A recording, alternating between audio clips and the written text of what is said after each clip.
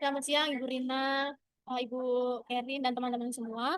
Hari ini kami di sini untuk menyampaikan hasil asuhan keperawatan pasien gagal jantung yang sudah kami lakukan dengan memanfaatkan sistem telehealth di rumah sakit. Tujuan dari post conference ini adalah untuk membahas hasil tindakan keperawatan yang telah dilakukan, kendala di lapangan, serta manfaat telehealth dalam memantau pasien gagal jantung di rumah.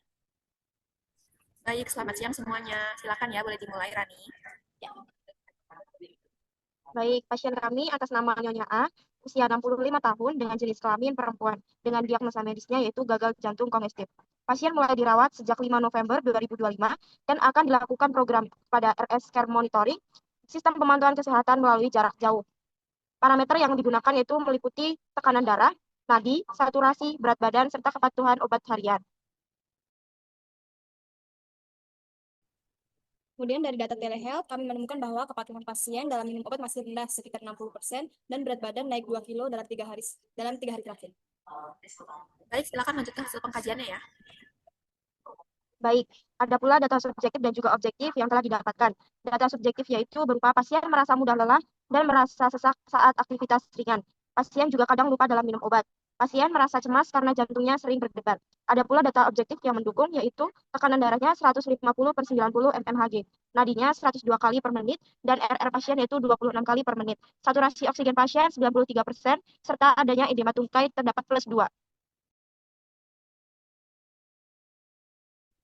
Dari hasil pengkajian, kami menetapkan 3 diagnosa keperawatan utama. Yang pertama itu ada intoleransi aktivitas berhubungan dengan penurunan suplai oksigen ke jaringan. Yang kedua, kelebihan volume cairan berhubungan dengan retensi cairan akibat penurunan curah jantung. Yang ketiga, kurang pengetahuan tentang manajemen, penyakit, dan penggunaan telehealth.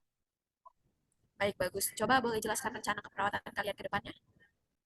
Ya, rencana keperawatannya, tujuan kami adalah agar pasien mampu mengontrol gejala gagal jantung, kemudian memahami penggunaan telehealth dan meningkatkan kepatuhan terhadap terapi. Nah, intervensi yang dapat dilakukan yaitu edukasi diet rendah garam dan pentingnya minum obat secara teratur, kemudian mengajarkan cara mengoperasikan aplikasi telehealth, kemudian memantau tanda vital dan berat badan tiap hari melalui sistem, dan mendorong pasien melaporkan gejala sesak atau edema, dan memberikan latihan pernapasan dan pengaturan waktu istirahat. Mahasiswa yang sedang melaksanakan praktik ini sudah melakukan edukasi bersama saya melalui video call yaitu dengan pasien juga. Kami mengajarkan cara mengukur tekanan darah dan berat badan menggunakan alat yang sudah disediakan di rumah sakit.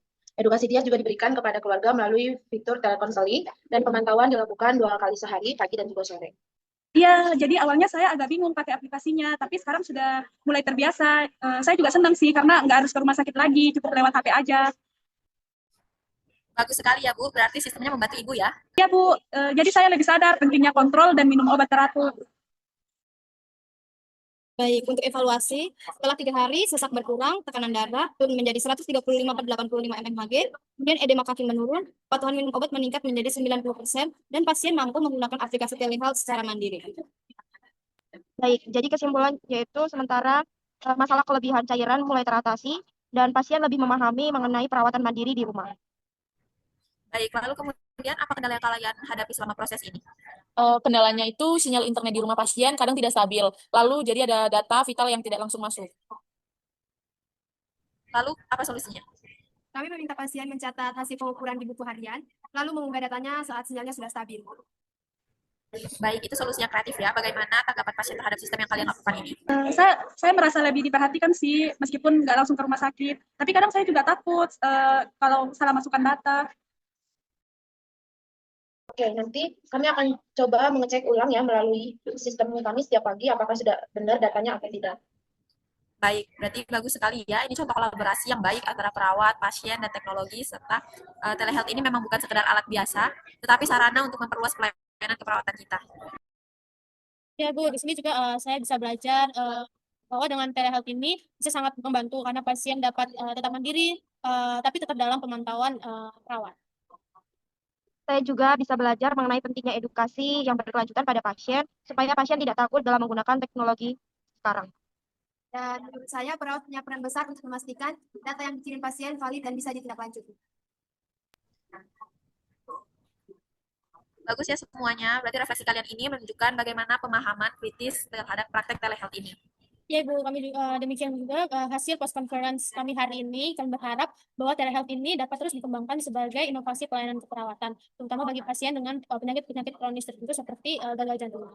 Terima kasih atas arahannya Ibu CI dan juga Ibu Perawat Keuangan dan juga kerjasama oleh sebuah pihak. Terima kasih. Terima kasih juga ya untuk presentasi yang sangat baik ini. Terus kembangkan kemampuan analisis dan komunikasi kalian ya semuanya. Terima kasih. Terima kasih, Guru. Ibu. Terima kasih semuanya.